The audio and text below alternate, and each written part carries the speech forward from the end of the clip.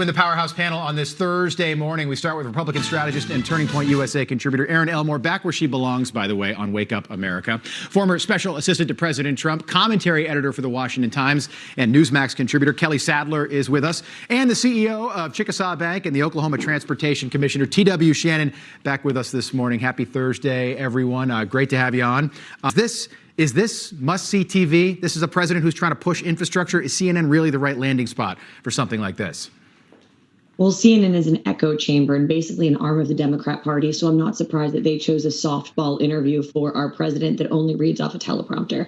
And basically, we also know that the ratings for CNN are well below where they were even a year ago. Yeah. So basically, it's very sad that people that want actually real news have to come to Newsmax, and that's what's great for all of us. But otherwise, you're getting completely biased echo chamber information without any hardball questions that the president reads in advance and reads off the teleprompter. So people on the left really, unfortunately, aren't getting a dearth of information or a dearth of knowledge because they're just seeing what CNN has to offer, and we know that's absolutely nothing but Democrat propaganda. Yeah, that's a good point. TW, Transportation Commissioner down in Oklahoma, you've been keeping a close eye on the lack of progress when it comes to this infrastructure bill. The president was in Scranton, Pennsylvania, again, to Erin's point.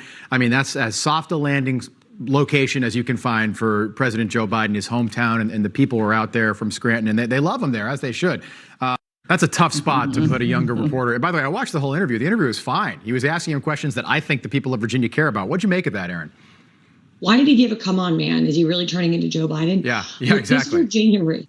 This Virginia race is very, very important. It's a bellwether for the rest of the country. And Virginia is also a hotbed for the CRT issues. I've spoken to several teachers and parents in this district. And honestly, everyone is really fed up and they do worry about election integrity. They're worrying, does my vote count?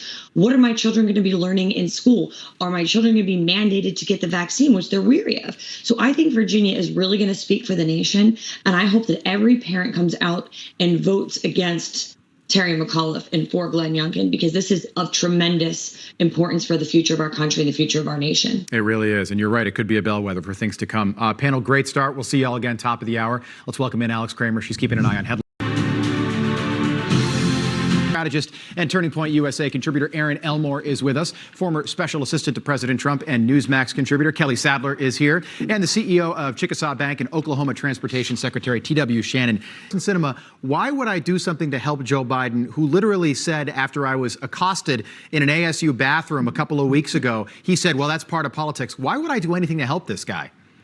Well, Rob, you forget the swamp is a very, very powerful force, and I just don't buy the Manchin political theater. He'll change. He'll choose to change parties, but I can say that he will be welcome in our caucus should he choose to come. You know why this might have legs to me is Joe Manchin. People forget he's not up for re-election in 2022. He's not up until 2024, so he's got time. He can do whatever he wants. He's going to be there another 3 years, no matter what.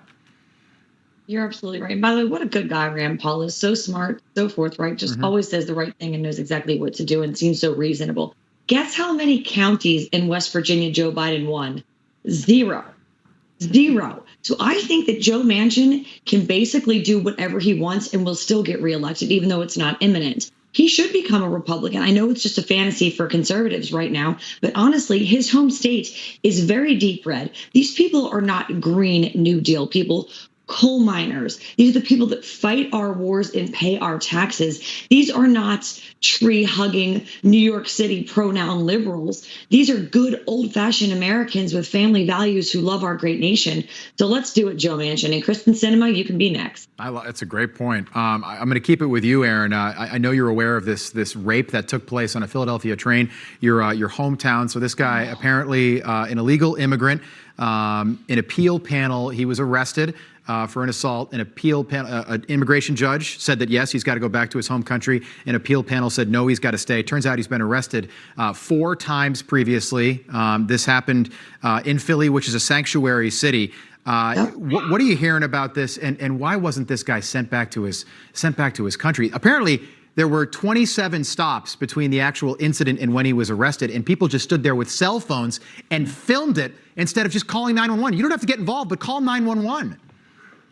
It's a really terrible situation what's going on in Philadelphia right now. And Mayor Jim Kenney has bragged and boasted about their sanctuary city status. He even did a dance that went viral on national television. So shame on you, Mayor Jim Kenney, for allowing a woman to allegedly be raped. But when you speak to the Philadelphians and the Philadelphia police, which I have, they feel that the city has done nothing to protect them. They feel that their hands are tied, that if you go to appear in court, or if you need the help of the government, they don't care about you. They care more about protecting criminals than backing the blue. So Philadelphia police officers are very dejected and they feel very rejected. And the city has become so dangerous, one of the most dangerous, I believe, and most murders in the country.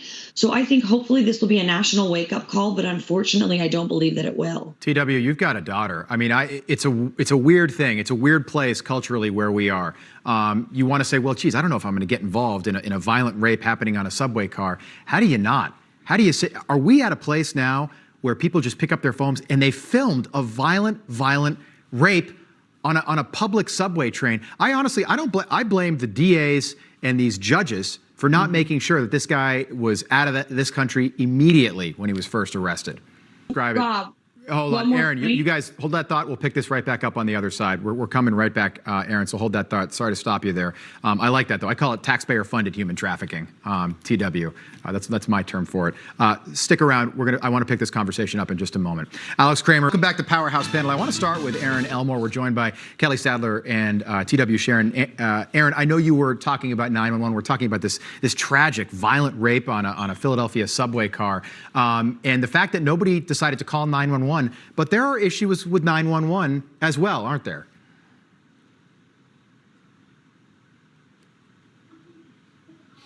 Oh, she had such a good point to make, too. It was such a good point. Erin, we'll pick that back up in just a moment while we work on your audio. Oh, there we are. Sorry about that. Are you back, Erin? There you are. There you are. Okay. The floor is yours. Yeah, don't worry about it. Okay, sorry about that. So let's not put the onus on the citizens of Philadelphia. Let's put it on the government. This might be a leftist media narrative that they're spinning that no one called 911. The 911 system in Philadelphia works very poorly.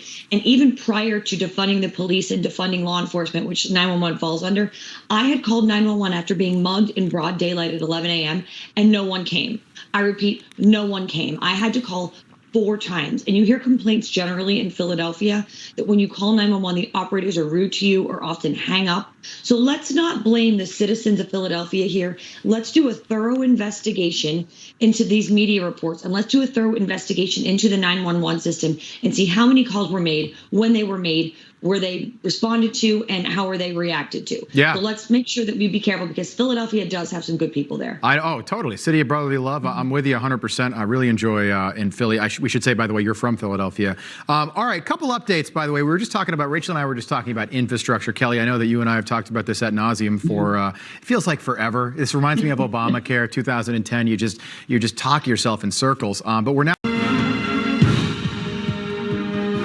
for you. We've got Republican strategist and Turning Point USA contributor Erin Elmore back where she belongs on Wake Up America, I should say.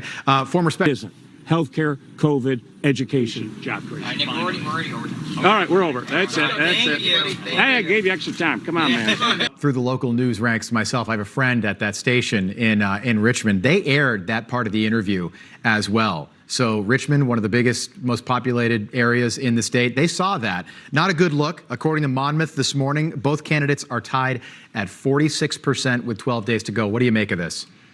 This just gave me chills when you said they're tied, because I know Virginia mothers and fathers and parents, and the parents are going to save the state of Virginia. And this is really a bellwether election. It's going to show us what may happen in the midterms, perhaps what's going to happen likely in New Jersey as well, which is also a big race.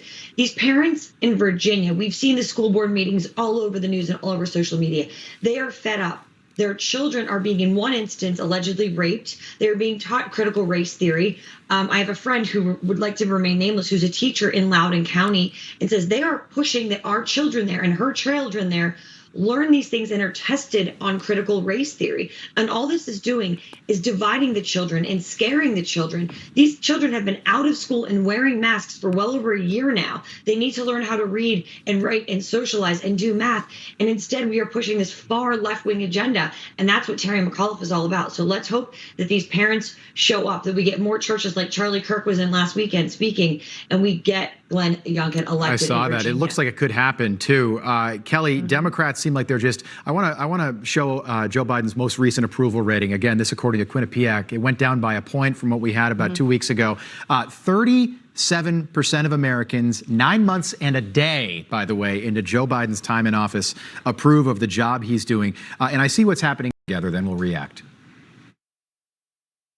The risks for adverse event scale are really very, very rare and very, very low.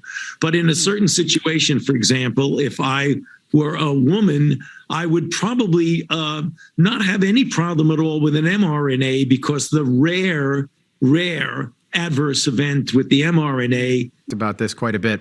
But there was some polling done. This is from Kaiser, by the way, out a day ago. 1 in 3 parents say that they will absolutely vaccinate their kids right away. Again, according to Pfizer, 34%. 24%, though, said definitely not. Erin, to you, how big a problem is this new one-size-fits-all way of vaccinating the American people? I think it's really terrifying because we're not taking into account prior infection, and these cases are being litigated so slowly that we don't really feel that we have any recourse. I worry about parents in California, New York, and various blue states that are plagued with this. And if children have already had infection, just like adults, there's no compelling governmental interest to make them be vaccinated. So it doesn't really make sense legally. Moreover, you said that 1/3 of parents are willing to vaccinate. What does that say about 2/3 of parents? They probably have a lot of questions and a lot of fears. Even parents before this that weren't anti-vaxxers would say, hey, let me do my research. Let me slow this vaccine schedule down. Let me see how my child reacts. Why don't we have that option here? Where are the medical exemptions? Where are the religious exemptions? Yeah. These children as young as 5 have completely different immune systems. And I think that Dr. Fauci and the rest that are pushing these vaccines so hard should really give us some time. And we should not be forced or compelled to do this right away. And natural immunity. 45 million Americans have had coronavirus. Natural immunity is never talked about. You're leaving out 45 million plus people. The CDC yesterday, and I'm curious, TW, when this changed. The CDC yesterday said that even if kids do get vaccinated, the CDC is formally recommending that vaccinated kids, again, 5 to 11, still wear masks in school. I'm telling you, we were talking about this. We were way ahead of it. We were talking about this weeks ago here.